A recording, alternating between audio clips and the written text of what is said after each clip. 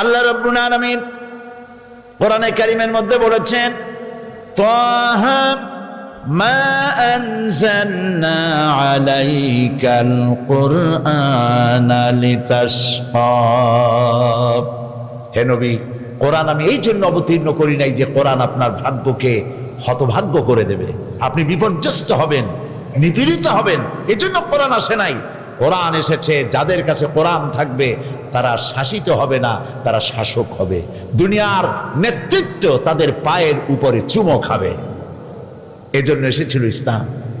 আজ আমরা যদি মার খেয়ে থাকি, নির্যাতিত হতে থাকি, তার একমাত্র কারণ গতকাল বলেছি, কারণ হলো কোরআনের সাথে আমাদের সম্পর্ক সুন্দর নাই, ভালো নাই, যেমনটি থাকা উচিত ছিল সেই সম্পর্ক আমাদের নাই। গতকাল যে আয়াত থেকে আমি আলোচনা শুরু করেছিলাম সেটি ছিল সূরা আন-নাহল থেকে আমি আলোচনা করেছিলাম। সেই আয়াতটি আবার তেলাওয়াত করে ওর আলোকে আমি আলোচনা করব বিমাশিয়াতিল্লাহি তাআলা, আল্লাহ যদি বলার তৌফিক দেন। সুবহানাকা লা ইলমা লানা ইল্লা মা আল্লামতানা, আমি কিছুই বলতে পারবো না যদি না আল্লাহ আমাকে সাহায্য না করেন। আলাইহি তাওয়াক্কালতু ওয়া ইলাইহি উনীব। কোরআন কেমনে আমি আপনার সামনে পেশ করব? লোকেরা আমাকে মুফাসসিরে কোরআন বলে, কিন্তু আমি মনে করি আমি কোরআনে কারীমের তাফসীরের একজন ছোট্ট ক্ষুদ্র নগণ্য তালিব ইলম, ছাত্র মাত্র।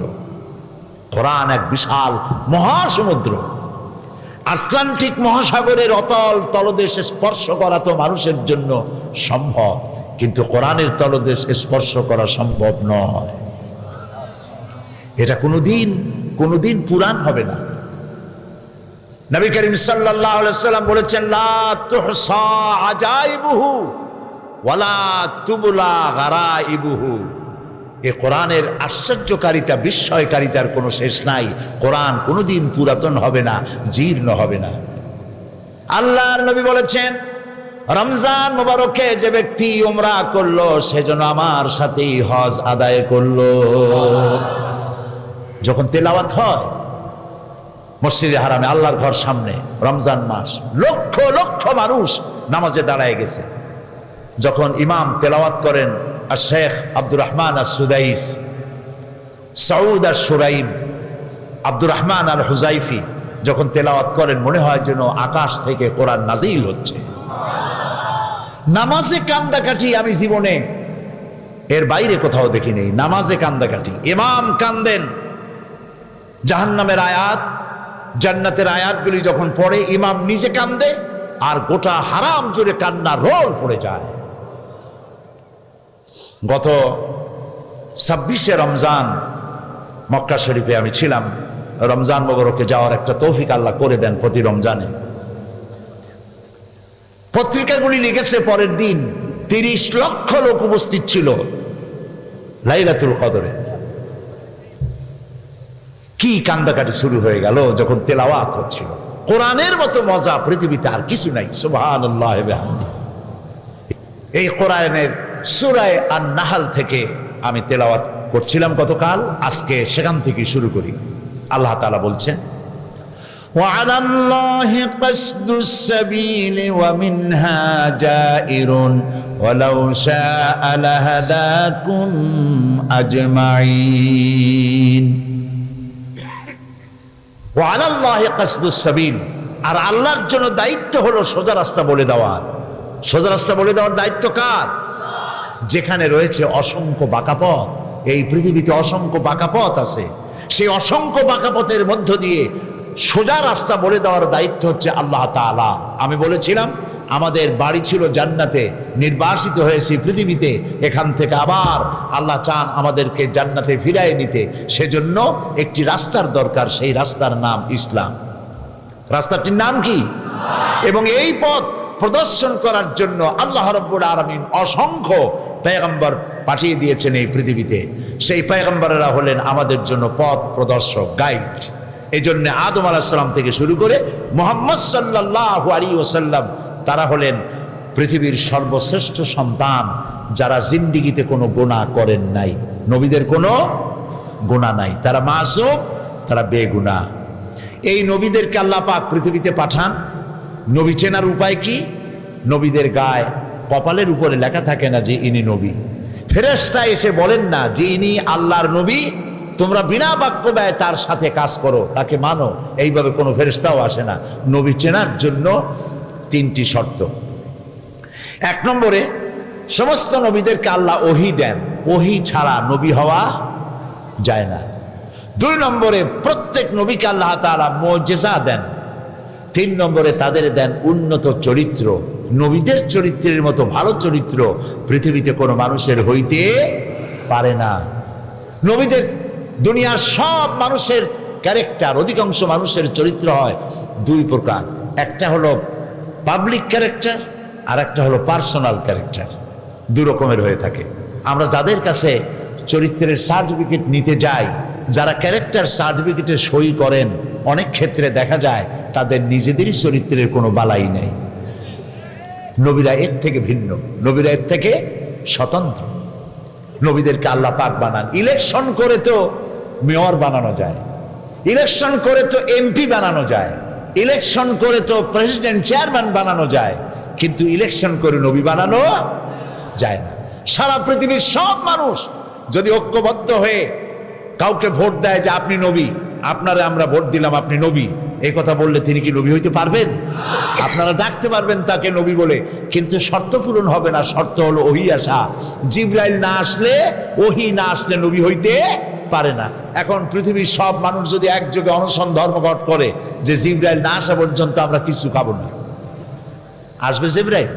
শয়তান এসে কুল পাবে না, জিবরাইল আসবে কখন? সুতরাং নবী হতে হলে প্রথম শর্ত হলো ওহী। 2 নম্বরের শর্ত হলো মুজিজা। এই মুজিজা কি? মুজিজা হলো যে কোনো শক্তিকে, প্রভাবশালী শক্তিকে দুর্বল করে দিতে পারে যে জিনিস, সেইটার নাম হচ্ছে মুজিজা। যেমন মুসা আলাইহিস সালামের জামানায় প্রভাবশালী শক্তি কি ছিল বলুন তো? জাদু। এই যে কথাগুলি বলছি বানানো কথা নয়, সব এখানে আছে। কোথায় আছে? কোরআনে আছে। জাদু। জাদু দিয়ে কি করতো তারা? ফু দিত। ফু দিয়ে দড়ি, কাশি, থালা, বাটি যা সামনে থাকতো, কোনোটা বাঘ হইতো, কোনোটা সিংহ হইতো, কোনোটা সাপ হতো, এগুলি দিয়ে তারা বাজিমাত করত। মুসা আলাইহিস সালাম সেই যুগে আসলেন, আল্লাহ তাআলা তাকে দিলেন মুজিজা, ওই জাদু দুর্বল করার মতো ক্ষমতা। কোরআন বলছে সূরা তাহা, আল্লাহ রাব্বুল আলামিন বললেন, ওয়ামা তিলকা বিয়ামিনিকা ইয়া মুসা। মুসা হে, তোমার হাতে, ডান হাতে ওটা কি? তিনি বললেন এটি একটি লাঠি। এরপরে লাঠির আরো গুণাগুণ তিনি বয়ান করলেন। আল্লাহ তাআলা বললেন হাতের লাঠিটা ফেলে দাও। তিনি লাঠি ফেলে দিলেন, কি হয়ে গেল? হিয়া হাইয়াতুন তাসআ, বিরাট সাপ হয়ে গেল।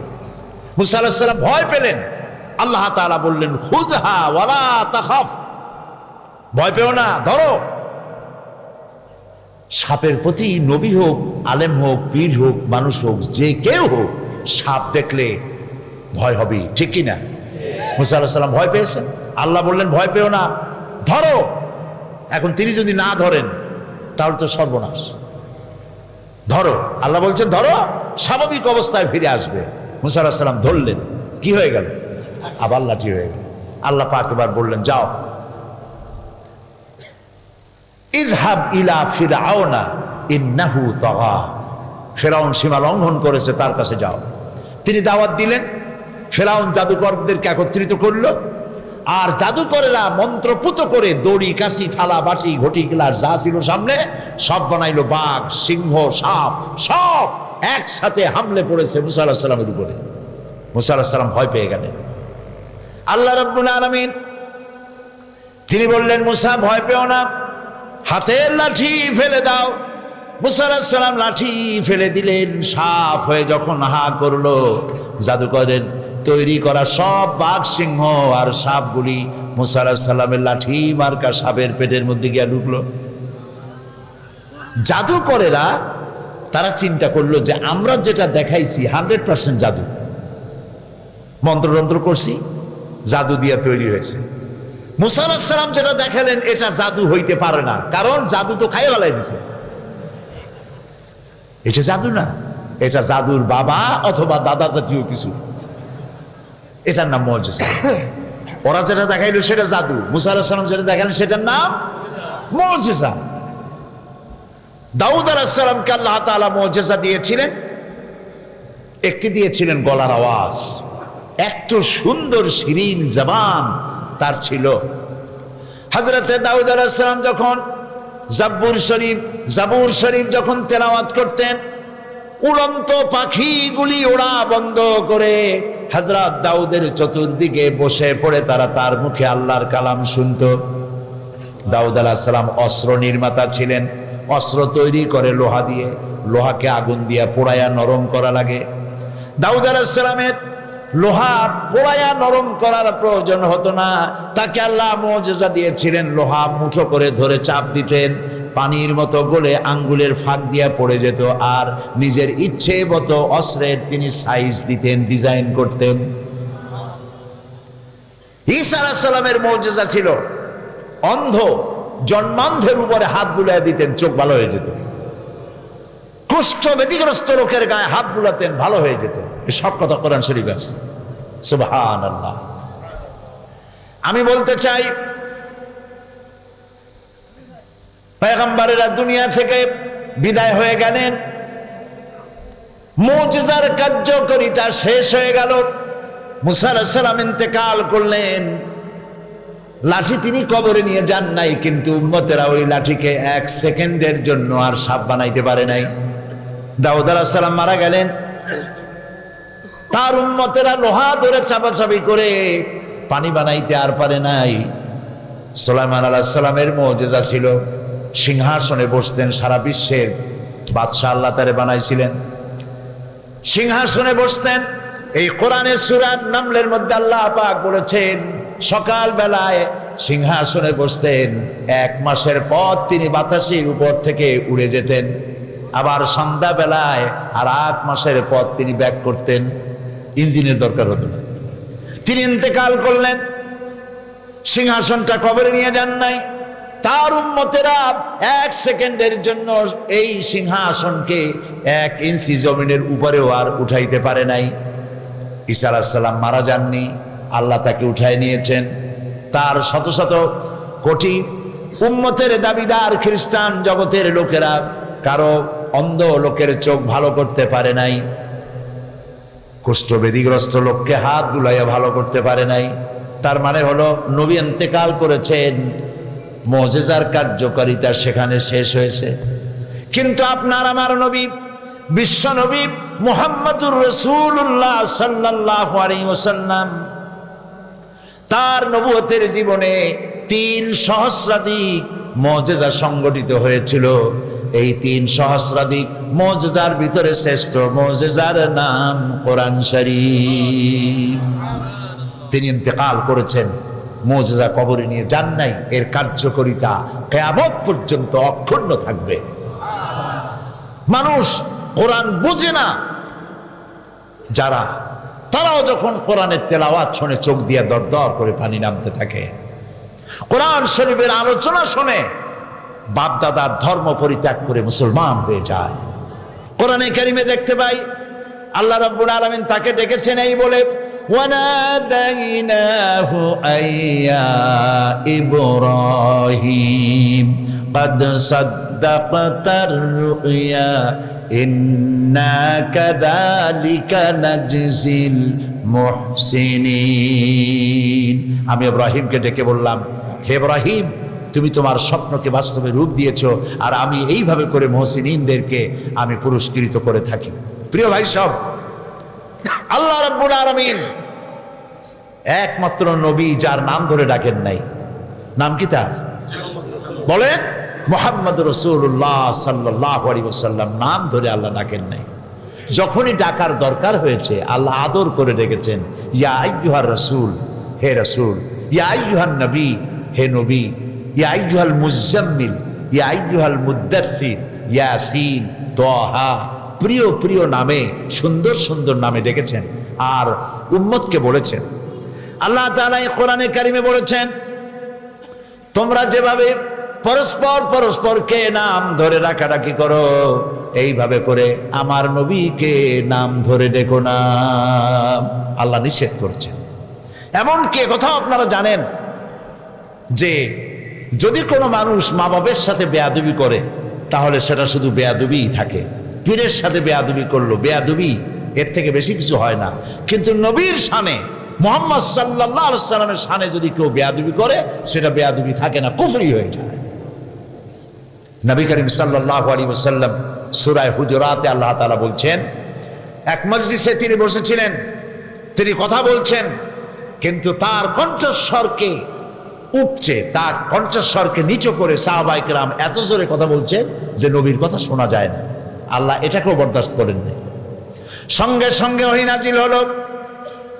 আল্লাহ রাব্বুল আলামিন ঘোষণা করলেন, ইয়া আইয়ুহাল্লাযীনা আমানু লা তারফাউ আসওয়াতাকুম ফাওকা সাওতিন নবী।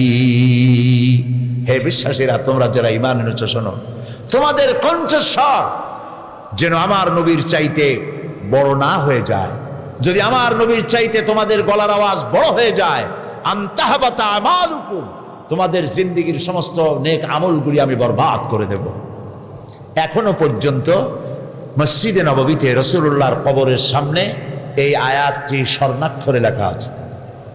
এটা সেই জায়গা, ইয়ে মাকামে আদব হয়, এখানে আদব করতে হয়, জোরে চিল্লায় কান দেওয়া যায় না, নীরবে ফোঁপায় ফোঁপায় কানতে হয়। এখানে শুয়ে আছেন আল্লাহ তাআলা যাকে শয়ে রেখেছেন, যিনি হচ্ছেন আখিরি জামানার পয়গম্বর বিশ্বনবী মুহাম্মদ রাসূলুল্লাহ সাল্লাল্লাহু আলাইহি ওয়াসাল্লাম। প্রিয় ভাই সব, তিনি দুনিয়ার বুকে এসেছিলেন একটি বিপ্লব করার জন্য।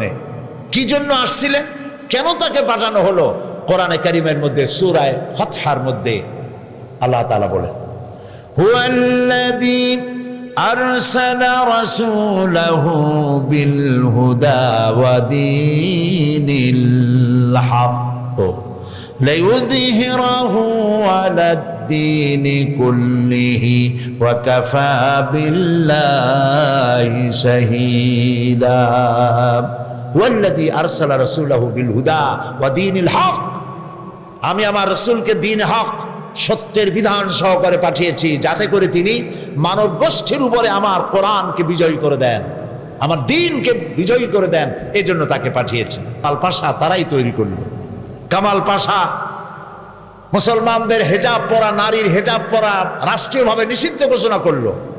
আরবি ভাষা শিক্ষা করা নিষেধ, মুসলমান পুরুষদের দাড়ি রাখা নিষেধ, সেনাবাহিনীর লোকেরা জামাতে নামাজ পড়া নিষেধ। এখনো সেসব আইন বলবৎ আছে। এই দেখুন ফ্রান্স, জ্যাক শিরাক কি কাজটা করলো? জ্যাক শিরাক নারীদের, মুসলিম নারীদের স্কার্ফ পরা, হিজাব পরা নিষিদ্ধ ঘোষণা করলো। ওটা হচ্ছে সেকুলার রাষ্ট্র। সেকুলারিস্টরা যখনই ক্ষমতা আসে তখনই ইসলামের উপরে অত্যাচার করে। আমাদের দেশের তদানীন্তন সরকার 1972 সনে যারা ক্ষমতায় এলেন, তারা ধর্মনিরপেক্ষ মতবাদী ধ্বজাধারী ছিলেন। কি কামটা করলেন? এসেই সর্বপ্রথম বিশ্ববিদ্যালয়ের মনোগ্রাম সমূহ থেকে ইকরা বিস্মি রাব্বিকাল্লাযী খালাক রব্বি জিদনি ইলমা এটাকে তুলে দিল। এ কথা কি মিথ্যা না ঠিক? এটা সত্য কিনা? যারা 1971 সনের আগে বিএ এমএ যারা পাশ করেছেন, সার্টিফিকেটটা বাড়িতে গিয়ে রাত্রে আমার কথা প্রমাণ করার জন্য সার্টিফিকেট দেখুন। আপনার সার্টিফিকেটে রাজশাহী বিশ্ববিদ্যালয়ের মনোগ্রামে লেখা আছে রব্বি জিদনি ইলমা, লেখা আছে ইকরা বিস্মি রাব্বিকাল্লাযী খালাক। আল্লাহর কোরআন তারা সহ্য করতে পারে নাই, উঠাই ফেলেছিল, ঠিক না? এবং ইসলাম আর মুসলমান নাম যেখানে যেখানে ছিল সব জায়গা থেকে তারা বিদায় করেছিল। গত 5 বছরে তারা করল কি? ধর্মনিরপেক্ষ হওয়ার কারণে 252টি মাদ্রাসা বিনা কারণে বন্ধ করে দিয়েছিল। এগুলো ইতিহাস কিনা বলুন? আলেমদের উপর অত্যাচার করেছিল। 2001 সালের 1 জানুয়ারি থেকে নিয়ে 30 জুন পর্যন্ত বাংলাদেশের 26,000 আলেমদেরকে পাবলিক সিকিউরিটি অ্যাক্টে গ্রেফতার করে তাদেরকে নির্যাতন করেছিল।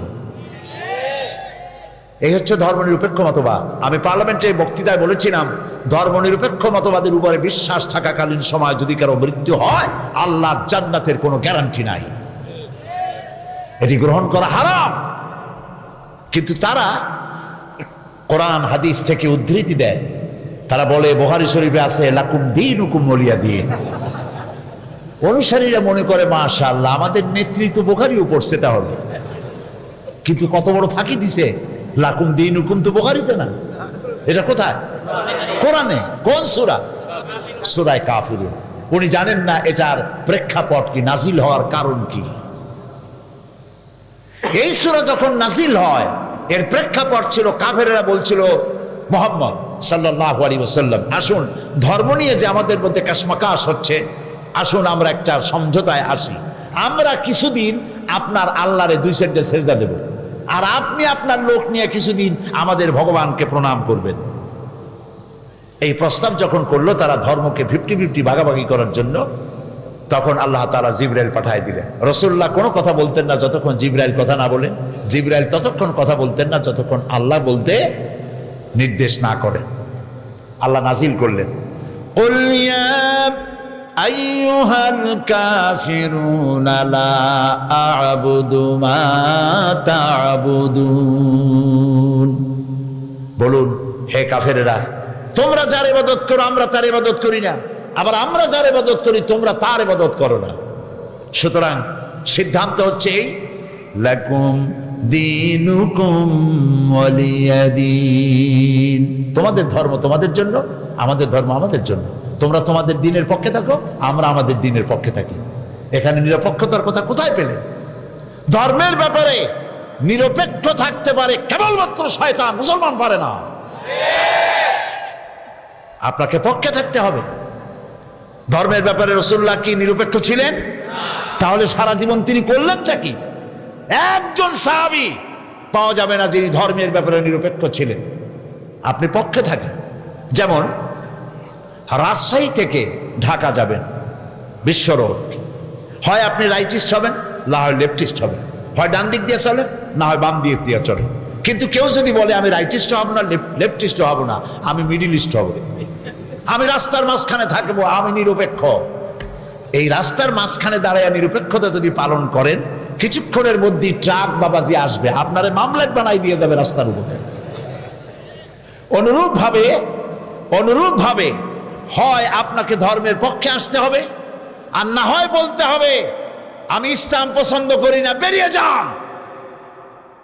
আপনি এবং আপনার অনুসারীরা কয়েক লক্ষ যদি ইসলাম থেকে বেরিয়ে যায়, ইসলামের কোনো ক্ষতি আছে?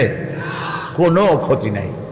সুতরাং হয় ডান দিকে আসেন না হয় বাম দিকে চলেন, হয় ইসলামের পক্ষে আসেন না হয় ইসলামের বিপক্ষে চলে যান। মাঝখানে নিরপেক্ষতা অবলম্বন করে করার কোনো যৌক্তিকতার সুযোগ ইসলাম কাউকে দেয় নাই। আপনি মাঝখানে দাঁড়ায় থাকবেন, রাস্তার মাঝখানে দাঁড়ালে যেভাবে শয়তান এসে, যেভাবে ট্রাক এসে আপনার কাম সারিয়ে দেবে, সেইভাবে শয়তান এসে লাথি মেরে জাহান্নামে ফেলে দেবে। এই জন্য কোনো মুসলমান ধর্মনিরপেক্ষ হতে পারে না। রাসূলুল্লাহ ধর্মনিরপেক্ষতার দাওয়াত দিতে আসেন নাই। ধর্মনিরপেক্ষ জিনিসটা কি? জিনিসটা হলো তাদের বক্তব্য হচ্ছে আমার ধর্মের ব্যাপার আমার ব্যক্তিগত ব্যাপার, আমার খুশি আমি নামাজ পড়বো, রোজা রাখবো, হজ করবো, যাকাত দিব, আমার ব্যাপার। কিন্তু আমার অর্থনীতি, আমার সমাজনীতি, আমার রাজনীতি, আমার নির্বাচন, আমার কলকারখানা, আমার ক্ষেত খামার, এগুলি চলবে আমার কথা মতো, আমার বাজানের কথা মতো, আমার দলের কথা মতো। এটা কি ইসলাম মানবে? ইসলাম কেরা মানবে? কখনোই নয়। সেই জন্য আপনাকে তাদের কথা মতো, তারা তো বলে যে শুধুমাত্র মাদ্রাসা মসজিদের ভিতর ইসলাম থাকবে, আর বাকি জীবনের বিস্তীর্ণ অঙ্গনে আল্লাহ এবং রাসূলের প্রতি 140 ভোট দিয়ে দেওয়া হয়। 144 ধারা, আমার জীবনের বিস্তীর্ণ অঙ্গনে তোমরা প্রবেশ করতে পারবে না। এখন আমি আপনাদের কাছে প্রশ্ন করি, আল্লাহর দরকার যদি বঙ্গভবনে না হয়, আল্লাহর প্রয়োজন যদি পার্লামেন্টে না হয়, আল্লাহর কোনো জরুরত যদি সেক্রেটারিয়েটে না থাকে, আল্লাহর কোনো জরুরত যদি শিক্ষাঙ্গনে না থাকে, কল কারখানায়, অফিস আদালতে, ক্ষেত খামারে আল্লাহর জরুরত যদি না থাকে, তাহলে অবশেষে এই আল্লাহর দরকারটা কি? বুঝতে পারতেছেন কথা? এই জন্য আল্লাহ রাব্বুল আলামিন বলেন আফাতুমিনুনা বিবাদিল কিতাবি ওয়া তাকফুরুনা বিবাদ। আল্লাহ তাআলা বলেন তোমরা কোরআনের কিছু কথাকে স্বীকার করবে, কিছুকে করবে অস্বীকার। এটা যদি হয় তাহলে এই পৃথিবীর বুকে লাঞ্ছনার জীবন তোমাদের দেব, আর কিয়ামতের ময়দানে কঠিন শাস্তি তোমাদের ভোগ করা লাগবে, জাহান্নামে যেতে হবে। এই জন্য ইসলামের পক্ষে থাকতে হবে। কোন দিকে থাকবেন বলেন? চিল্লায় বলেন। কোন মুসলমান সন্তান যে মুসলমান মায়ের গর্ভে এসেছে, মুসলমান পিতার জন্ম হয়েছে, ধর্ম নিরপেক্ষতা অবলম্বন করে তারা হারাম। তাদের অবস্থা দেখেছেন? মিটিং করে, মিছিল করে, কখনো হাজারো স্লোগান দেয়, আল্লাহু আকবার স্লোগান নাই। বলেন ঠিক কিনা? সেই দলের লোকেরা যদি আজ মাহফিলে থাকেন, আমি তাদের বিবেকের কাছে প্রশ্ন করি, আপনি আপনার দলের নেতা এবং নেত্রীকে প্রশ্ন করতে পারেন না? আমি মুসলমানের সন্তান, হাজারো জয় জয় করে নানান স্লোগান দিতে পারি, আল্লাহু আকবার বলতে পারি না কেন? এটা তো হিন্দুস্তান নয়, এর নাম বাংলাদেশ। 14 কোটি মুসলমানের জায়গা, কেন আল্লাহু আকবার বলতে পারি না? না পারার কারণ আমরা জানি, সামান্য কয়েকটা সংখ্যালঘুদের ভোট নেওয়ার জন্য আল্লাহর নাম তারা পরিত্যাগ করেছে। এই জন্য যারা মুসলমান, ধর্মনিরপেক্ষবাদীদের সাথে কোনো সম্পর্ক নাই, তাদেরকে তওবা করে ফিরে আসতে হবে। আল্লাহ যেন তৌফিক দেন বলি আমিন।